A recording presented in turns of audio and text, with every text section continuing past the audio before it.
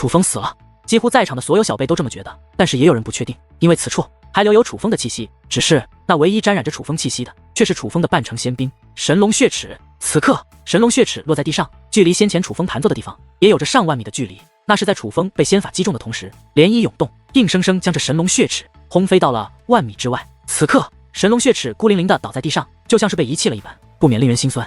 可是对于李想等人来说，此刻就绝对不只是心酸这么简单。韩愈，你这个畜生，不过是切磋而已，你竟然下毒手，将我楚风大哥杀了，我跟你没完！盛怒之下，李想忍不住指着韩愈破口大骂，而韩愈则是大口的鲜血不断自口中喷洒而出，随后他左摇右晃的，竟然双腿一弯，扑通一声跪在了地上，甚至差一点他就整个人都趴在了地上。此刻的他当真是虚弱到了极致，就连支撑身体站起来的力气都没有了。可就是虚弱成这个样子的韩愈，却是忽然大笑起来。尽管他的笑声也很是虚弱，可他笑得很是得意，甚至有些疯狂。所有人都知道他为何笑，他是因为击败了楚风，斩杀了楚风而笑。此刻他毫不掩饰自己杀掉楚风的喜悦，就好像他对楚风的恨终于得到了释放。然而就在此刻，在韩愈头顶之上忽然传来一动，很快的风雷水火土五道光芒竟然凭空而现，出现在了韩愈的头顶之上。那光芒相互缠绕，随后如同奔雷一般猛然落下，只听的一声便击中了韩愈的头部。虚弱无比的韩愈哪里经受得住这样的攻击，他先是发出一声惨叫，随后便如同死狗一般趴在了地上。可能是因为太过疼痛，他的身体竟然还在下意识地抽搐着。这一幕倒是有些滑稽，毕竟韩愈可不是寻常人，而是大千上界最强的小辈之一呀。然而人们却根本无心打量此刻狼狈的韩愈，因为人们的目光都被那忽然出现的五道光芒体所吸引。在众人的瞩目之下，那五道光芒体竟然开始变化。天哪，那是……此刻在场的许多人都是神色大变，甚至有人惊呼出声。一时之间，众人之中有人惊讶，有人喜悦，也有人惶恐。可以说在场的大部分人都已面色大变，唯有星陨八仙以及远古蛇族族长这种顶尖的高手脸上没有太大的波澜，反而是在嘴角掀起了一抹旁人不易察觉的微笑。而眼下在场的众人之所以会有如此大的反应，乃是因为那忽然出现的风雷水火土五道光芒体已经融合成一道身影，而此人正是楚风。楚风根本就没死，楚风不仅没死，此刻就站在韩愈身旁，并且一只脚狠狠地踩在韩愈的身上。你没死？韩愈侧过头来看到了楚风，他顿时目瞪口呆，简直不敢相信自己的眼睛。难怪楚风小友的气息并未彻底消散，本来以为是那半成仙兵还沾有楚风小友的气息，搞了半天这又是一个障眼法。楚风小友好是厉害啊！此刻如圣丹山庄的马长春等长老则是面露敬佩的目光，后知后觉，他们已经知道发生了什么。楚风是真的被韩愈那二段仙法击中了，这个绝对错不了，那是他们亲眼所见。但是楚风并没有死，尽管肉身被轰碎了，可却的确以一种特殊的形态活了下来，而那种特殊的形态便是风雷水火土五道光芒。也就是说，楚风被轰碎的一刹那其实是化作了五道光芒体的。但是楚风的速度很快，他几乎在肉身被轰碎的一刹那便动用了隐藏结界，将那五道光芒体隐藏了，伪造出了他已经被抹杀的样子。楚风一切都计划好，所以施展起来可以说是行云流水，天衣无缝，以至于如马长春等人这样的高手在关心楚风生死的情况下，竟然没有注意到这一切，直到此刻才反应过来。但是他们依然非常的高兴，尽管此刻的楚风状态也非常的糟糕，但总归还是要比韩愈好得多的。你这个家伙是诈死！韩愈后知后觉，也终于知道自己是又被楚风骗了。一时之间，他气得咬牙切齿，脸色也是一阵青一阵子的，连续被耍2次，他当真是被气坏了。而看到这样的韩愈，楚风则是在嘴角露出了一抹笑意。韩愈呀，韩愈，你可真是愚蠢！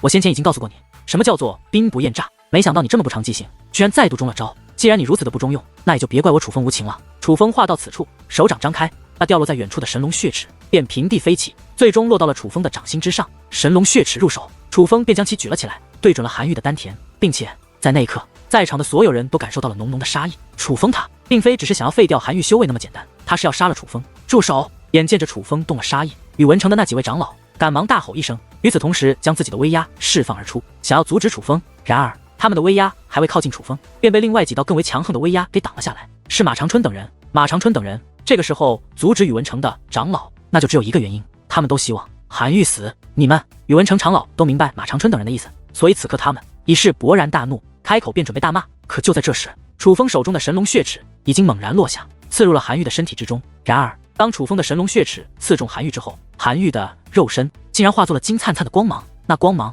如同气焰一般，很快便消失在了半空中。与此同时，韩愈以及韩愈的半成仙兵也全都消失了。身上带着护命的符纸吗？楚风眉头一皱，他知道他未能杀掉韩愈，他从先前的金色光芒中感受到了传送结界的力量，说明当他威胁到韩愈生命的一刻，韩愈便被某种传送结界给传送到了他处。也就是说，韩愈他已经逃脱了。可恶，竟然让他逃了！楚风很是不甘心，因为他费尽心思演了这么一出戏，布了这么一个局，就只有一个目的，那就是杀了韩愈。他很清楚韩愈的危险，若是留着他，必成大患，越早除掉越好。所以楚风才在修为不如韩愈的情况下与韩愈交手。毕竟楚风他实在是太迫不及待的想要除掉韩愈，哪怕以命相搏，也要一试。然而最终楚风还是失败了。楚风大哥，恭喜你啊！在楚风不甘之际，李想等小辈却是一拥而上，将楚风围在了当中。他们看向楚风的目光变得无比的炙热，就像真的在放光一般。那个家伙都逃了，何喜之有？楚风苦笑道：“不管他逃莫逃，可是今日是你赢了，你居然赢了妖孽榜第10位的韩愈，那岂不是说现在妖孽榜第10位的不再是韩愈，而是你了吗？这对于大千上界的小辈来说，可是最高的荣耀啊！”李想很是兴奋地说道：“楚风大哥，你简直太厉害了！早知道你强，但没想到你这么强，竟然能够在修为弱于韩愈，并且不使用仙法的情况下就将其击败，你简直就是我的偶像！现在大千上界的小辈，我最佩服的就是你。”下一刻，在场的众位小辈则是纷纷开口，对楚风不断的夸赞。他们这些话可不只是奉承和拍马屁，其中也有真心真意。楚风以弱胜强，以智取胜，并且战胜的还是妖孽级的天才韩愈，这一战的确让他们大开眼界，很是佩服。然而在众人的夸赞声中，楚风的脸庞却是忽然变得扭曲。随后，楚风的气息开始变弱，哪怕是他额头上的雷纹还在涌动，可是他的气息却也足足降了一品。明眼人都知道，应该是远古蛇族族长为楚风提升1品修为的阵法失效了。楚风大哥，可猛然间，李想却是发出一声很是担心的吼声，因为楚风已经闭上了双眼，倒在了李想的怀中，生死不明。楚风自然没有死，他只是因为使用了太久的远古战剑以及远古战符2大秘籍，受到了强力的反噬，从而导致体质太过虚弱，这才昏死了过去。至于韩愈，同样没有死，如同楚风所猜想，韩愈是使用特殊的护身符逃脱了，只是韩愈逃到了哪里，就连宇文城的人都不知道。想必关于韩愈的下落，当日在场的人中，唯有星陨八仙以及远古蛇族族长这种5仙境的高手才有可能知晓，但是他们并不会插手楚风和韩愈的私人恩怨，所以自然也就不会告诉任何人韩愈的下落。在楚风昏迷后，远古蛇族族长便开始宣布藏灵池的喷发结束，结界仙域也将要关闭，实际上就是在下逐客令，是在赶众人离开。众人对于远古蛇族的脾气都很清楚，所以对于此举也是预料之中，倒也没有不悦，而是就此离去。但是值得一提的是，当所有人都被远古蛇族族长赶走，哪怕星陨圣地的人也不例外的情况下，楚风却被远古蛇族族长留了下来。哪怕圣丹山庄和仙冰山庄的人主动要求将楚风带走，可却也被远古蛇族族长拒绝了，就好像远古蛇族不放心将楚风交给任何人一般。不过对于这些，楚风并不清楚。当他迷迷糊糊苏醒的时候，发现自己不仅还在结界仙域内，并且还躺在一座宫殿中。这座宫殿楚风倒是有些熟悉，乃是当日刚刚进入结界仙域之时，那道将楚风等人强行吸下的广场处的其中一座宫殿。也就是说，这座宫殿距离结界仙域的出口很近。楚风小友，你醒了，怎么样？身体还痛吗？远古蛇族的一位长老似是在此处等候多时了，见楚风醒来，便赶忙来到了楚风身旁，细心询问。不痛了，我好像痊愈了。楚风说道。那就对了，我家族长大人亲自为你疗伤，否则以你的情况，也不可能只是1日时间就醒过来。虽然你用那特殊的秘技逃过一劫，可是韩愈的2段仙法还是对你造成了不小的伤势。远古蛇族的那位长老说道。原来是族长前辈亲自为我疗伤，敢问族长大人在哪？我想当面感谢他一下。楚风说道。自己的身体自己最清楚，楚风不仅使用了较长时间的秘技，还挡下了韩愈那么强横的攻击，最重要的是还使用了5行秘技，这些加到一起，可比楚风之前与夏雨儿交战的时候所受到的反噬要强烈的多得多。他很清楚，远古蛇族的这位长老没有说谎，若不是有高人出手帮助，楚风不可能这么快苏醒，也不可能痊愈，所以他是发自内心的感激。毕竟他和远古蛇族非亲非故，人家却这样帮助自己。族长大人有事在身，你怕是见不到了。远古蛇族长老说道。那其他人呢？为何我感受不到其他人的气息？楚风所指的自然是李想等人。其实我们已经下了逐客令，目前还在结界仙域内的便只有你了。不过有人在外面等你，不知道你想不想见他们？族长大人吩咐过，若你不想见他们，我可以将你从其他出口送出去。不过我倒是觉得你可以见一见他们，他们等你，其实是想保护你安然的离开。远古蛇族的长老说道。前辈所指的是？楚风问道。是圣丹山庄的人，他们怕宇文城的人暗算你，所以想保护你离开。本来仙冰山庄的人也在等你，后来不知道圣丹山庄的人与仙冰山庄的人说了什么，所以他们便先行离开了。远古蛇族的长老说道。敢问前辈晚辈该如何称呼您？楚风问道。因为这位长老就是当日在宫殿内为楚风说话的那一位，所以楚风对他的印象本来就好，倒是愿意与其结识一下。老夫名为古蛇山藤。这位远古蛇族长老笑着说道。看得出来他对楚风的印象也是非常的好，原来是山藤前辈，感谢山藤前辈先前的帮助以及此次的照顾。楚风站起身来，很是正式的对着古蛇山藤抱拳施礼。都是小事，不足挂齿，只是族长有令，楚风小友若是苏醒，也是要尽快离开此处的。不知道楚风小友是要何去何从？古蛇山藤问道。我还是去见一见圣丹山庄的人吧。楚风说道。毕竟圣丹山庄的人等了那么久，就是为了要保护自己，楚风总不好辜负他们都会好意，更何况楚风也担心宇文城的人暗中偷袭自己，有圣丹山庄的人保护，倒也能够安稳地走上一段路程。随后，古蛇山藤便亲自将楚风送到了结界仙域的出口。果不其然，圣丹山庄的马长春等长老以及李想等弟子，他们几乎都在此处等待着楚风。看到楚风没事，他们也都非常的高兴，一拥而上，将楚风围在了当中。马长春很快表明了自己的态度，他其实还是想邀请楚风去圣丹山庄做客。在楚风拒绝之后，他便执意要求保护楚风到远古传送阵处才肯离开。对于这个要求，楚风自然答应了。途中，楚风从几位长老的交谈中提到了一个叫做虚空神树的地方。从他们的交谈中，楚风隐约感觉到那虚空神树不是一个寻常的地方，最近在那里似乎发生了变故，而圣丹山庄则在筹备着前往那虚空神树一探究竟。楚风，那个虚空神树好像是一座遗迹，不如问一问那里到底发生了什么。若真是有宝物现世的话，不如我们也去看一看可好？说不定会有所收获。女王大人说道。也好，待我问上一问。楚风也急切的想要提升修为，所以女王大人所想正是楚风所想，于是楚风便对李想问起了关于这虚空神树的事情。楚风大哥，你不知道虚空神树？李想有些惊讶。不知道。楚风笑着摇了摇头。那你听说过大千上界的6大神迹吗？李想再度问道。也不知道。楚风再度摇了摇头。嗨，这一刻，李想很是郑重的清了清嗓子，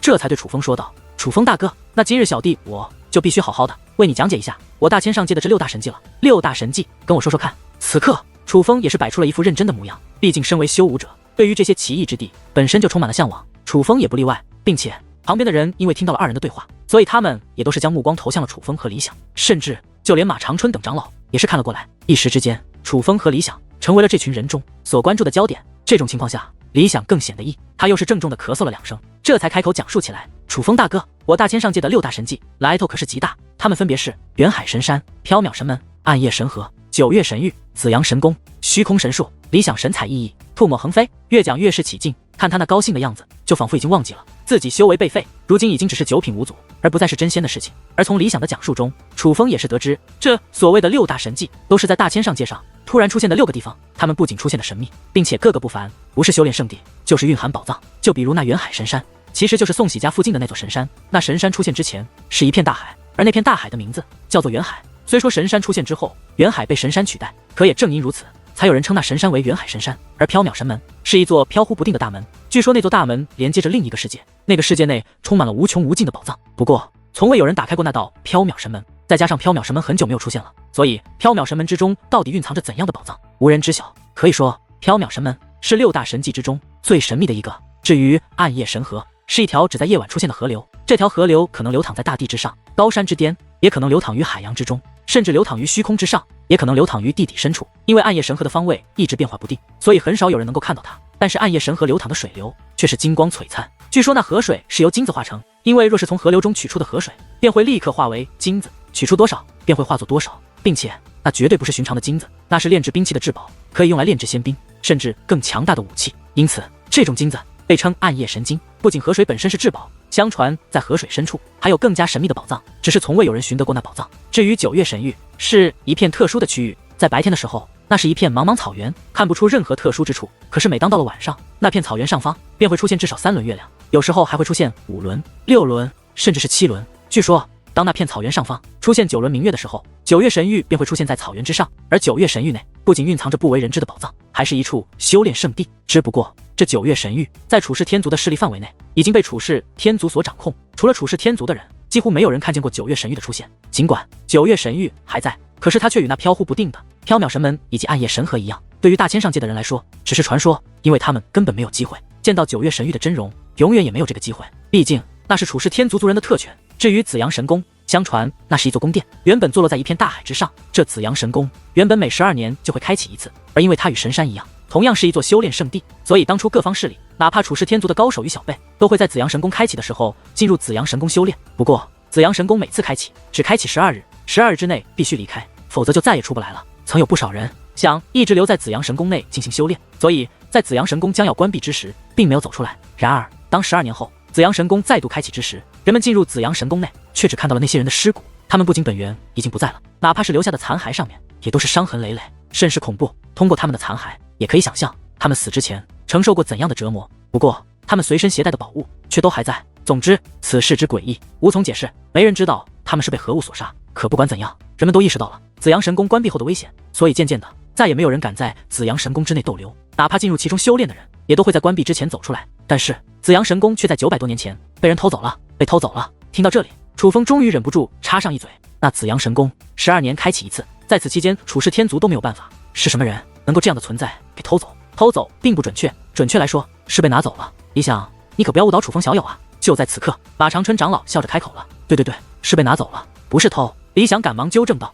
随后笑嘻嘻地说道：“长老大人，我也都是听说的，不如还是你来和我楚风大哥说吧。当日老夫的确有幸亲眼目睹了那一幕，若要形容4个字足矣，那便是惊心动魄。”马长春说道：“前辈，那么紫阳神功究竟是怎么回事？”楚风好奇地对马长春问道。其实他也觉得李想说话有点满嘴跑马车，相对而言，马长春说的话也就更为可信了一些。那是紫阳神功刚刚开启之后的事，12日的时限已到，我们所有人都已经从紫阳神宫走了出来。不过我们却有一个习惯，那就是都想亲眼看到紫阳神宫开启的大门关闭再离开。所以那日在场的人其实也是不少。可是谁曾想，紫阳神宫的大门刚刚关闭，一只大手便破开虚空，从天而降，竟然将那不可撼动的紫阳神宫硬生生的从海平面上给拔了起来。当紫阳神宫被拔起的一刹那，顿时海啸奔腾，涌向四面八方，连虚空之上都是冲天的巨浪。可能是因为蕴含着某种威压，那海浪非常的汹涌，威力无穷。若不是楚氏天族的族长大人在场，强行将那海浪挡了下来，怕是当日在场之人要死伤大半。然而哪怕是楚氏天族的族长大人，却也只能眼睁睁的看着紫阳神宫被人拿走。马长春长老说道：“原来当日楚氏天族的族长大人也在。”李想变得非常的精神，看得出来，似乎关于楚氏天族族长在场的事情他并不知晓，但是李想却也充满了疑问。可是楚氏天族的族长大人居然在场，他为何不阻止那个人？居然眼睁睁的看着紫阳神宫被人拿走。楚氏天族的族长大人是我大千上界的最强者，这是毫无争议的事情。可是哪怕楚氏天族的族长大人面对6大神技，向来也是束手无策的，可那从天而降的大手却将紫阳神宫给硬生生的拔了起来。对方的实力不言而喻，楚氏天族的族长大人非常清楚自己不是那位的对手，所以自然也就不会贸然出手，因为贸然出手只会为自己引来灾祸。马长春说道：“原来是这样，是我疏忽了。”李想尴尬的挠了挠头，他是恍然大悟了，并且也觉得马长春说的很有道理。面对不可能战胜的对手，还要贸然出手，那的确是很不理智的行为。楚氏天族族长身为大千上界的主宰，自然不会犯这种低级的错误。前辈，那可知道那将紫阳神宫拿走的人是谁？楚风问道。不知道，他只露出了一只遮天蔽日的大手，撕裂天空而来，但却根本没有露出他的脸。事实上，就连他究竟是不是人族都无法确定，一切只是根据他的那只手推断的而已。这件事还惊动了星域主界上的人，星域主界曾派人调查，可最终却什么都未能查到是何人所为。马长春说道。星域主界是？楚风问道。差点忘记说了，星域主界是咱们这片星域的主宰者所居住的世界，他所掌管的上界数不胜数，如同神灵一般，掌控着一切。说句大不敬的话，哪怕咱们大千上界的主宰楚氏天族的族长到了星域主界，也没有丝毫的话语权的。马长春小声说道。那这么说来，那个人还真是厉害。楚风非常好奇，究竟是什么人将紫阳神宫给拿走了？楚风拿走紫阳神宫的那只手，会不会是当日在东方海域撕裂虚空的那只大手啊？女王大人问道。我问问。楚风随后便对马长春询问起来。然而经过马长春的形容，楚风却发现那拿走紫阳神宫的大手和当初在东方海域撕裂虚空的大手并不相同，这多半说明二者并非同一个人。就算要说共同点的话，可能也只是他们都强得恐怖，是如同神灵一般可以支配一切的存在。楚风，你说会不会是星域主界的人做的？女王大人问道。看得出来，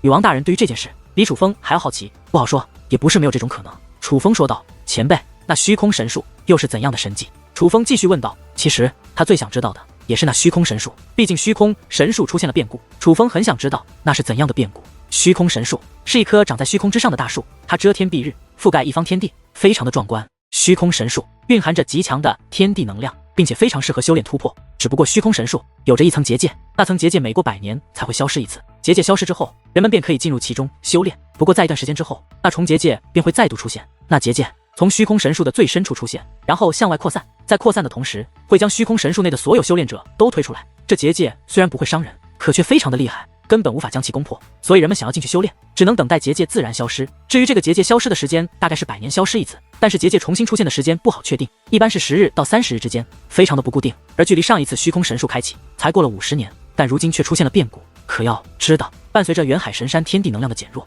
紫阳神宫被神秘高手取走，9月神域被楚氏天族独占，缥缈神门以及暗夜神河又飘忽不定，可遇而不可求。现如今，对于大千上界的人来说，能够可以修炼的6大神技，便只剩下了这虚空神术了。而现在虚空神术出现变故，自然会牵动到大千上界的各方势力。我觉得，哪怕楚氏天族也会前往一探究竟。而我们此次回到圣丹山庄后，也会立刻跟随我家庄主前往虚空神术。马长春说道：“前辈，那这个变故究竟是什么样的变故？”楚风已经意识到，这虚空神术的确将成为震动大千上界的大事件，各方高手都将出动。正因如此，楚风才更想知道这个所谓的变故究竟是怎么回事？虚空神术的结界，没人能够破得开，哪怕处世天族的族长大人也没有办法，只能等待他的结界消失，我们才能够进入其中。可是最近有人在虚空神术内看到了一个人，那个人在虚空神术的结界内活动。马长春说道，也就是说，有人成功的破开了结界，进入了其中。楚风此刻也很是惊讶，不知道他用什么方法进去的，但他真的进去了。但也有人猜测，那个人可能不是大千上界的人，有可能是某种与虚空神术有关的灵物，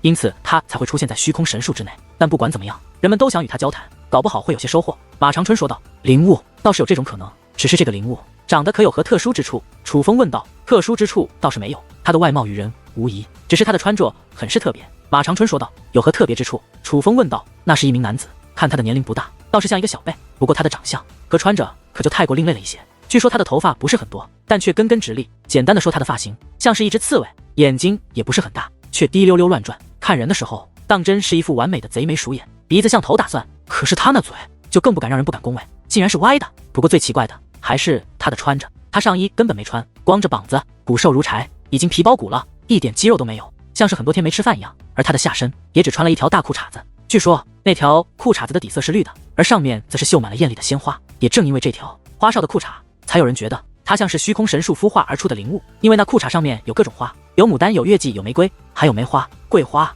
桃花，简直是应有尽有。对了，他看到人后还说话，问人这是哪里，而他说话的时候还有点结巴。马长春说道。我擦！听到这里，楚风内心已是如同万千巨浪在滚滚翻腾。这个装扮不是王强吗？楚风是王强啊！王强跑到虚空神术去了。此刻女王大人也很惊讶，但同时她也很兴奋。女王大人和楚风一样，几乎可以确定那个人其实就是王强。不简单啊！楚风，你们在登天路内遇到的漩涡，看来远不如你想的那么简单。女王大人兴奋地说道。的确太诡异了。此刻楚风的内心也是起伏不定。进入漩涡后，楚风进入了神山世界。本来楚风觉得王强等人也都进入了神山世界，只是因为进入了不同的入口，所以所处的位置不同。但是现在来看，还真不是楚风想的那么简单。至少王强他根本就没有进入神山世界，他是进入了虚空神术。而最巧的是，无论是那神山还是那神术，都是大千上界的6大神迹之一。前辈，那虚空神术内就只看到了一个人。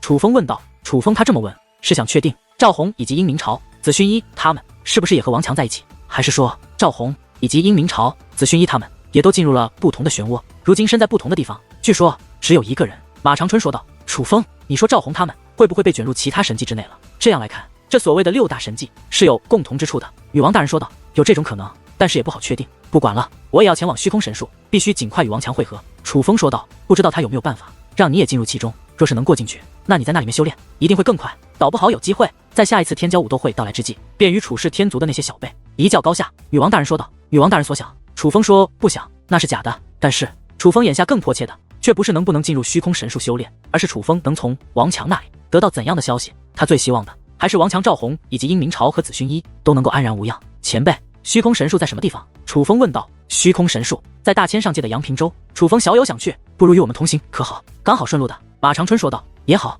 楚风点了点头。哈哈，好，能与楚风小友同行，这可是我们的荣幸啊！见楚风同意，马长春甚是高兴。太好了，能和楚风大哥一起去虚空神术了。那个时候，楚风大哥击败韩愈的消息也将传开，真是期待。那些同辈中人用崇拜的目光看着我，楚风大哥呀！李想等人非常的高兴，可能是受李想的影响，这在场的圣丹山庄的所有弟子，明明年龄都比楚风大，可一个个的都称呼楚风为大哥。对于这种情况，楚风倒也并未反感，他能感觉到这些小辈的热情大多是发自真心的。不过圣丹山庄对楚风的热情绝对不仅仅限于小辈。不过除了马长春以及个别几个长老之外，在场的大多数长老给楚风的感觉只有2个字：殷勤。他们未必是真的喜欢楚风，与楚风笑脸相迎，只是不想得罪楚风罢了。因为圣丹山庄赶路是由马长春带领，楚风等人根本不用费任何力气，就可以在马长春的武力之上赶路。楚风的时间倒也有很多，在闲聊一番之后，楚风便开始以修炼为由闭目盘坐。不过楚风的确是在修炼，但他并非是感悟修武之道，楚风是想修炼仙法。在解救宋喜的时候，楚风帮助宋喜承受了一部分传承，这传承乃是3种仙法，分别是1段仙法气毒流，2段仙法妖毒流，3段仙法龙毒流。修炼仙法是有要求的，正常人起码要5品真仙才可以修炼1段仙法，天赋卓越的天才4品真仙也可以修炼仙法。不过如楚风这样的领悟力，其实在3品真仙的时候就已经可以修炼仙法了。尽管楚风此前连续和宇文庭一、宇文化龙、韩愈甚至是夏雨儿交手都是最终获胜，可是楚风却也意识到了仙法的厉害，他觉得他有必要尽快掌握仙法。而楚风现在所要做的就是修炼1段仙法气毒流。到了楚风这种地步，只要不是特别难以修炼的技法，根本不需要反复的通过实践来修炼，只要去理解这仙法的施展方法，而把这仙法的施展方法融会贯通，了然于胸之后，楚风自然而然的就可以施展出来这一段仙法气毒流。对现在的楚风来说，修炼起来其实相对简单，所以只在赶路的途中，楚风只用了区区1日的时间，就已经将其掌握。若是此事让圣丹山庄的人知道，肯定会非常的吃惊。毕竟换作是他们，在楚风这个境界的时候，绝对不可能这么快就掌握一段仙法，只用思考，不用实践就掌握，那更是他们想都不敢想的事。然而楚风却做到了。当掌握一段仙法之后，楚风更是深刻的认识到，仙法才是真仙境高手最强横的对敌手段。就拿楚风现在所掌握的一段仙法气毒流来说，这仙法虽然在一段时间内只能施展一次，可威力却是不俗。它的作用是削弱对方的仙法，并且减弱对方的战力。一经施展，可能不会立刻将对手击败，但却足以让对手无法再与楚风抗衡。气毒流也可以说是仙法中的一种异类，但毋庸置疑的是，这个仙法很强。早知道这仙法这么管用，我就早早的修炼了，也不会差点败在韩愈手中。楚风有些后悔自己没有及时的修炼这仙法。虽说楚风和韩愈一战，楚风最终还是胜了，可是唯有楚风自己清楚，他胜得很险。若不是韩愈轻敌，那么输的可能就算楚风。举例来说，倘若韩愈从一开始就直接施展出那2段仙法，楚风就算有5行秘技在身护体，可也注定要身负重创。那个时候，就算韩愈将承受反噬之痛，可伤势也一定比楚风要轻。继续纠缠，真是胜负难定。现在修炼了不也一样？反正赶路有时间。楚风，不如沟通一下界灵。女王大人说道。沟通界灵？现在吗？楚风诧异，因为他本身是不太想与其他界灵缔结契约的。你之前可是答应本女王的，想反悔？女王大人顿时撅起了小嘴，双手掐着星号，大有一副不赶紧听他的就要发怒的架势。不敢，我这就尝试还不行吗？楚风说道。楚风说话间，意念一沉，就进入了界灵空间之内。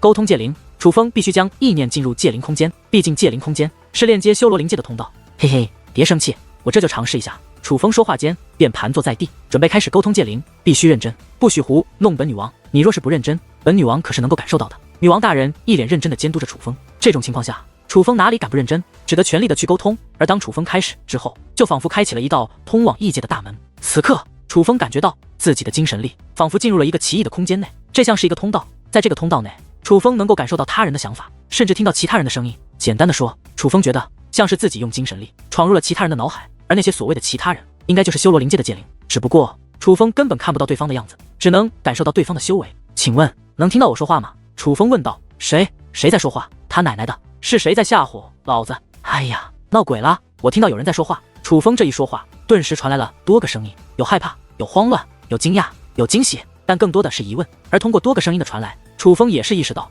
他原来在同时与多位界灵沟通，准确来说是10只界灵。此刻的楚风正在与10指界灵同时沟通。你好，我是界灵师。楚风以温婉的语气说道，毕竟这其中还有女子，楚风总要表现得有风度一点。界灵师，我擦，传说中的界灵师竟然真的存在。喂，听说只要与你缔结契约，我就能进入你们的世界，是真的吗？快给我本源，快给我本源，只要有本源，老子的修为就能快速提升，就能找抢走我娘子的人报仇了。哼，修为这么弱的界灵师也想找本大爷缔结契约，想让本大爷做你的帮手？做梦，赶紧滚出本大爷的脑袋，否则本大爷将你撕成碎片。一时之间，又有多个声音同时传来。此刻楚风意识到了几个问题。首先，在修罗灵界的人几乎都是听说过界灵师的，也知道关于界灵师的事情，不过他们似乎很少接触到界灵师，对楚风产生了浓厚的兴趣。可问题是，对楚风产生兴趣的都是一些修为较弱的界灵，大多都是无祖境。此刻唯一一个与楚风沟通的真仙境的高手，也只是一品真仙而已。可是就是这个只有一品真仙的界灵，他却非常的傲慢，竟然不愿意与楚风缔结契约。一品真仙也这么狂，本大爷还不要你呢！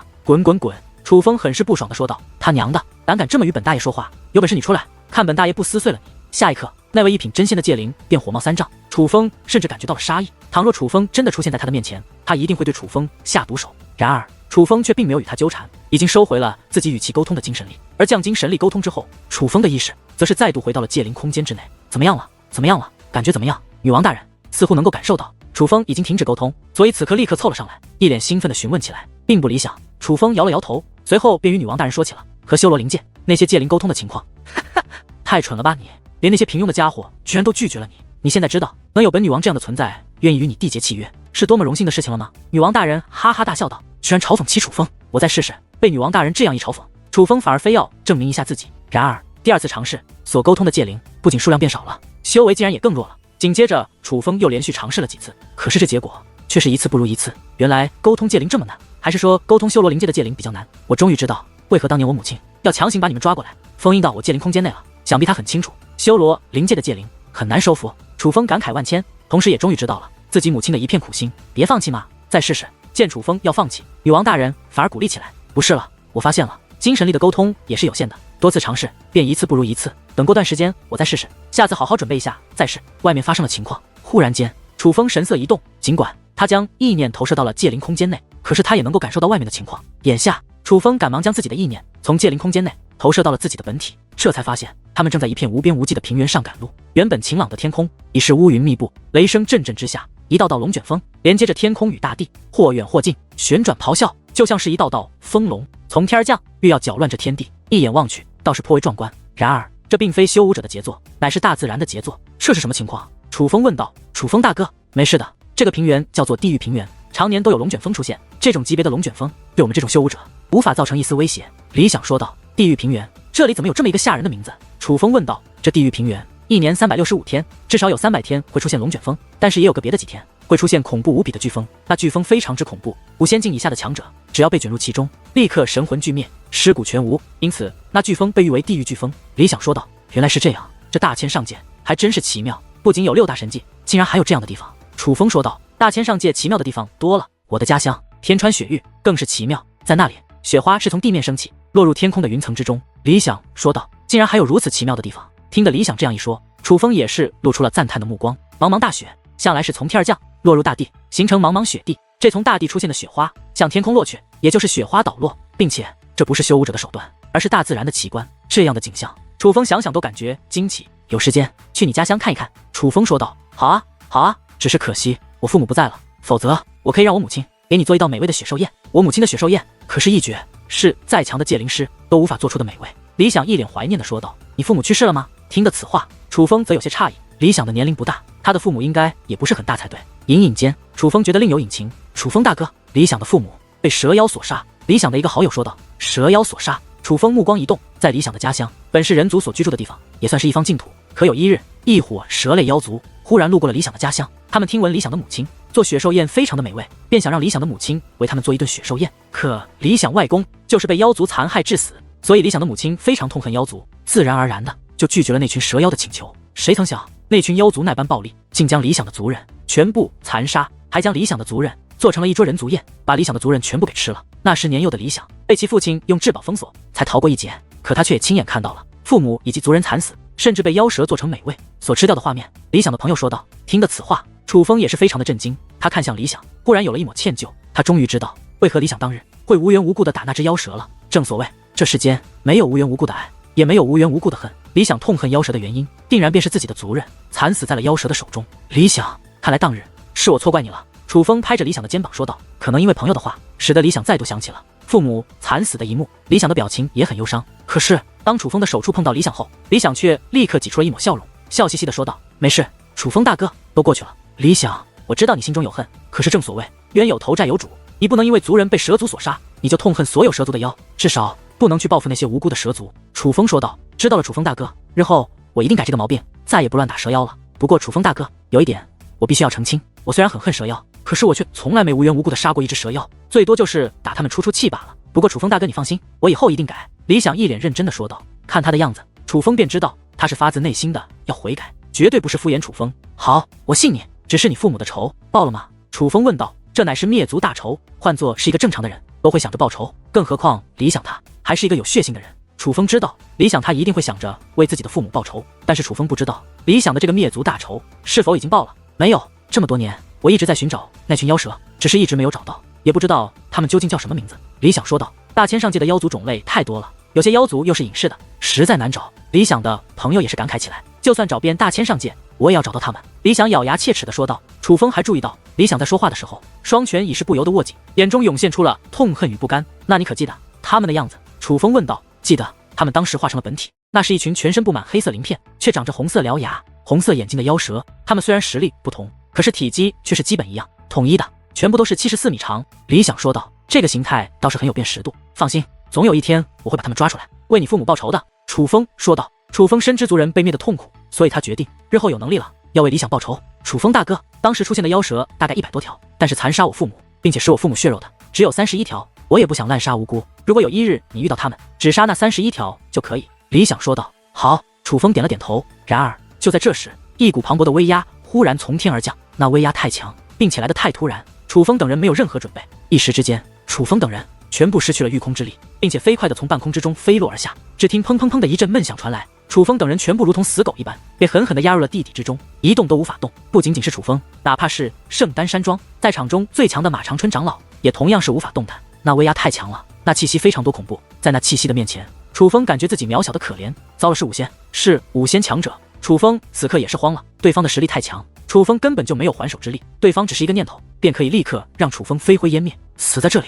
不对，楚风，天空上还有一个人。女王大人说道，因为楚风是躺着坠落而下，所以他的目光的确可以看到虚空之上的情况。原来，并非所有圣丹山庄的人都被那威压所笼罩了，有一个人例外，那是圣丹山庄的一位长老。这个长老长得很瘦，但却衣着整洁，可以说是圣丹山庄这些长老中看着最正派的一个。楚风知道这个人，他叫做师傅方，是圣丹山庄此行之中话最少的一个人。他与楚风几乎没有什么交流，楚风本来对他的印象还不错，至少他没有像其他人那样对自己溜须拍马。可是此刻，那位长老的眼中却充满了阴险的目光，并且以戏谑的眼神看着下方的楚风等人。直到此刻，楚风才意识到，这个叫做师傅方的长老是一个如此危险的角色。但是那威压显然不是他的，他的实力虽然很强，可却比马长春差了一点，自然而然的，他也不可能凭借威压把马长春也压迫在地。既然不是他，那又会是谁？是何人要对付楚风？就在楚风猜想之际，楚风等人便纷纷从地底之中拔空而起，他们再度漂浮到了半空之上。只不过楚风他们除了说话，一句无法动弹，他们就像是木偶一般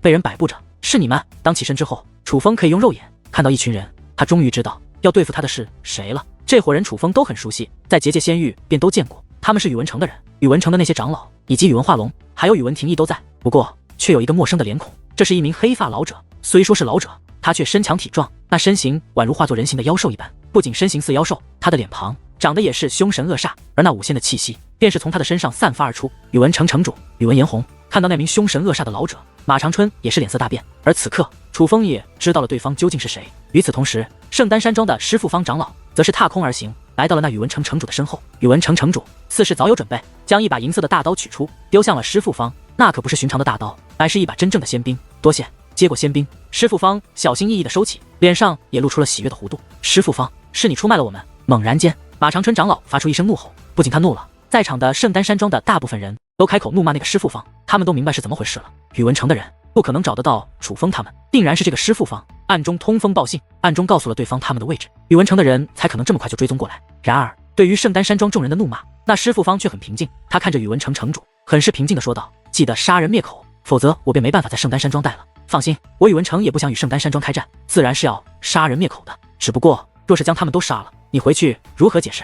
宇文城城主问道。此行我本就有事要去解决，是为了向你们通风报信，才与他们同行的。回到族中，我只说途中我去办事，与他们分道扬镳即可。师傅方说道。好。宇文城城主说完此话，便看向了楚风。尽管他表面很是平静，可是当他的目光投向楚风的那一刻，楚风感受到了无比强大的杀气，以及非常浓烈的恨意。不过这也正常，毕竟楚风废除了他儿子以及他宇文城最强天才的修为，一人做事一人当，废除宇文廷义和宇文化龙修为是我做的，你本事就冲着我楚风自己来，放过他们。楚风说道。他们那么护着你，本身也是该死。宇文城城主说道。不过楚风，你先别急着死，我会让你好好享受一下痛不欲生的感觉。宇文城城主说完此话，看向了宇文廷义，说道：“哪个是理想？他就是。”宇文廷义指着理想大声喊道。下一刻，理想便立刻飞向了宇文城的众人，最终在宇文廷义的身前停了下来，跪在了宇文廷义的身前。宇文城城主掌心握紧，一道武力便自其掌心涌出，眨眼间化作了一把大刀。那把大刀可是由真正的仙级武力汇集而成，威力非常之强。宇文城城主将这把武力大刀递给了宇文廷义，说道：“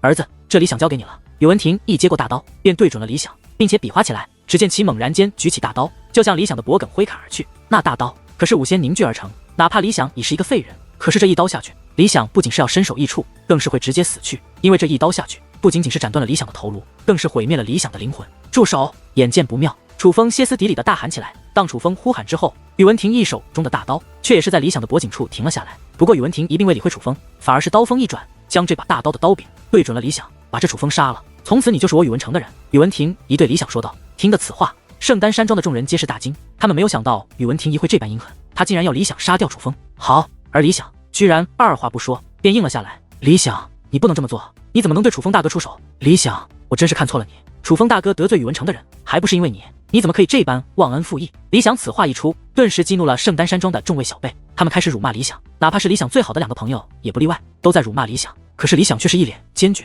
仿佛他已经下定了决心。见状，宇文廷义的嘴角洋溢起了一抹冷笑，他他用嘲讽且憎恨的目光看向楚风，说道：“看到了吗？这就是你所维护的人，你觉得值得吗？我楚风做过的事，从不后悔。”楚风说道：“好。”听得楚风这样一说，宇文廷一的脸庞顿时变得扭曲，他对李想说道：“给我杀了他！”而此刻，宇文城城主也收回那束缚着李想的威压，李想已经可以自由移动。李想接过了那把武力大刀，他没有立刻转身走向楚风，反而是仔细地打量起那把大刀，忍不住感叹道：“武仙果然厉害，死在武仙之手，我李想也是不枉此生了。”话罢，李想手中的大刀猛然举起，他对着宇文廷一便挥砍了过去。原来李想根本就没有杀掉楚风的打算，他答应宇文廷一，不过是想杀掉宇文廷一罢了。然而猛然间一声巨响传来，李想的肉身便四分五裂，被硬生生的轰碎了。是宇文城的城主，他连动都没动，只是意念之间便将李想杀死。而此刻，人们也终于明白李想为何要说死在武仙之手也是不枉此生的话了。原来他早就想到了这结果，早就知道在武仙境的高手面前，他玩的这点猫腻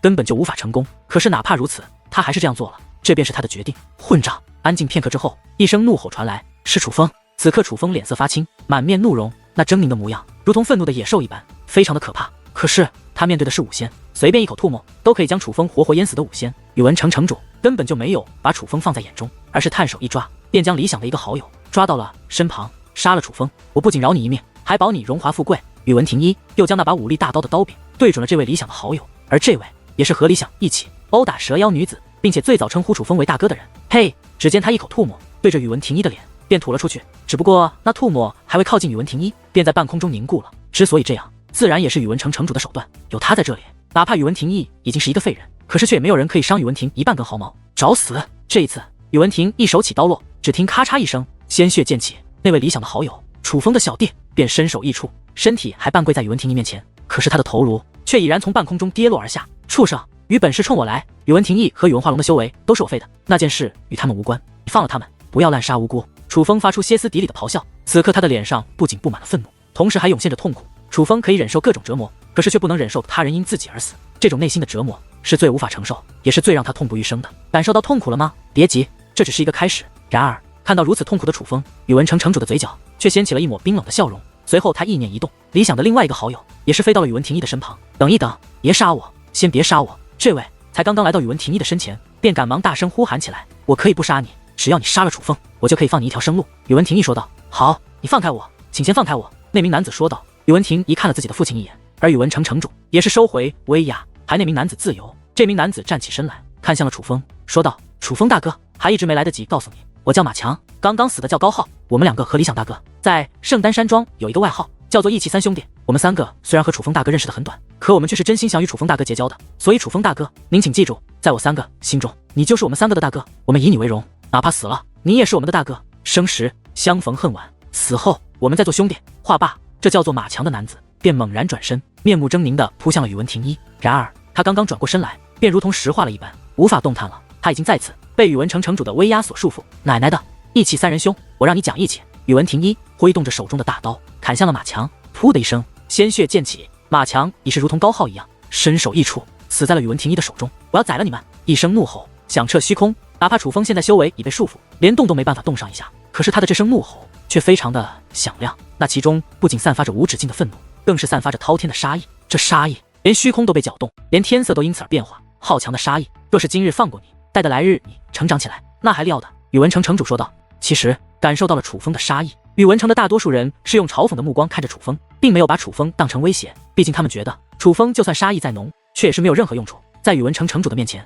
楚风就是真正的蝼蚁，宇文城城主稍微动动手指，就能让楚风粉身碎骨。然而宇文城的这位城主却是意识到了楚风的危险，楚风的杀意比寻常人的要可怕，小辈之中，这是他所谁见过最令人不安的杀意。这让他意识到，楚风日后成长起来，则会非常的可怕，后患不可留。哇！一声声惨叫传来，圣丹山庄剩下的所有小辈都是拔空而起，最终齐刷刷的跪在了宇文城众人的面前。快点结束这一切！宇文城城主对宇文廷义说道。他似是怕出现变故，想要快点让楚风死，但是他也尊重自己的儿子，还是希望能让自己的儿子以他想要的方式杀掉楚风。饶命！饶命啊！饶了我们吧，我们与楚风没什么关系啊！见状，圣丹山庄的许多小辈都开始哀嚎起来，他们一个个吓得浑身颤抖，涕泪齐流，当真是害怕极了。你们之中只有一个人可以活命，谁拿着这把刀杀了楚风，我就让谁活。宇文廷义说道。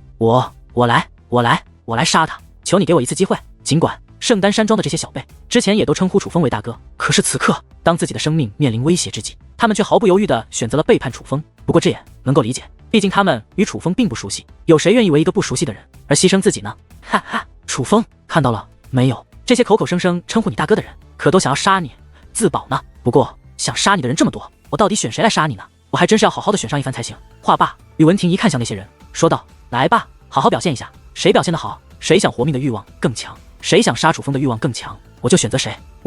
选我，让我来替您杀了那个楚风。”宇文婷一大人，选我吧，我想活，我不想死啊！一时之间，那些小辈都开始拼命地呼喊起来。为了争夺这唯一一个生存的机会，他们溜须拍马，甚至恶言相向。你们这群没出息的东西，真是丢尽了我圣丹山庄的脸！马长春气地怒骂起来。然而他的怒骂起不到一点作用，性命攸关之际，大部分人只想自保，哪里会管其他人的死活和看法？对于这些人来说，莫说是杀掉楚风，就算让他们杀掉自己的长老，他们也一定有人可以下得去手。这楚风怕是要死了。然而就在此刻，一道如鸟一般动听的声音却是在不远处响起，那是楚灵溪。楚灵溪就站在不远处的上空，观望着这一切。而在楚灵溪的身旁，还站着一名男子，这是一名中年男子，他长得不是很高，身材也不健硕，可是他那冷峻的脸上却满是伤痕，让他的面容看起来是如此的狰狞。可是他最可怕的却是他的一双眼睛，那双眼睛冷漠无情，比猛兽还要恐怖，看到他便会让人不寒而栗。而他的气息更是如深不见底的井水一般，深不可测，哪怕宇文城的城主在他的面前也是不堪一击。而这名男子身着楚氏天族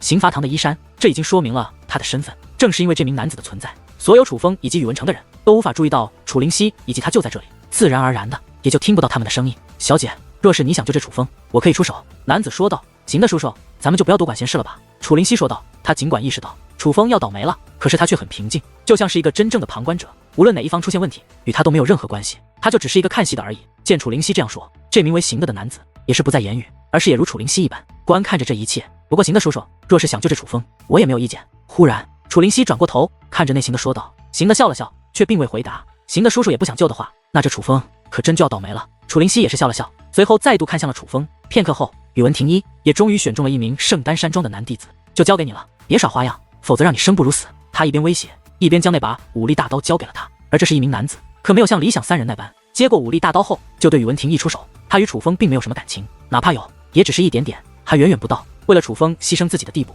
所以他眼下正手持那把武力大刀，一步一步地向楚风走去。但是他的步伐并不稳，哪怕先前在宇文廷一面前，他表现的那般憎恨楚风，可是此刻当他真的要杀掉楚风之际，他仍然是瑟瑟发抖，满脸是汗，看得出来他也很害怕，也承受着巨大的压力。周瑜，你敢动手，我圣丹山庄便没有你这个弟子！马长春大声呵斥着。而在这呵斥声中，这个叫做周瑜的男子颤动的则更加厉害了。只是哪怕如此，他却依旧没有停止前行的步伐，他已经距离楚风越来越近了。终于他来到楚风近前，不过却并未立刻动手，以颤抖的声音说道：楚风大哥，你不要怪我，人不为己，天诛地灭，我不想就这样死去，我也没有办法。说话间，他便猛然举起手中的大刀，准备向楚风挥砍而去。以这武力大刀的威力，若是真的击中楚风，楚风还真是要必死无疑。可就在这时，一阵巨大的旋风忽然在楚风等人所在的地方浮现。当那旋风出现之际，这虚空之上的乌云竟然化作了紫色，那雷霆更是密密麻麻，比平时的雷霆大了几十倍不止。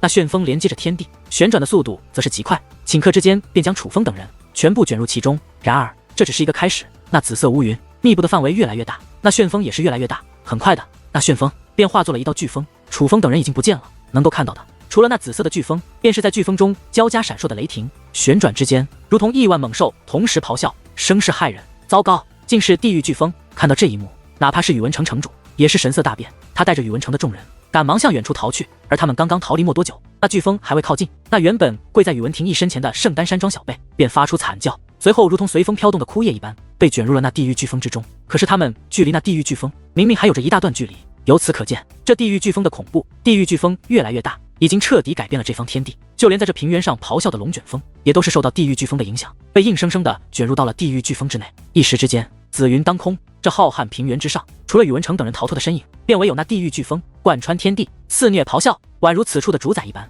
呼风唤雨，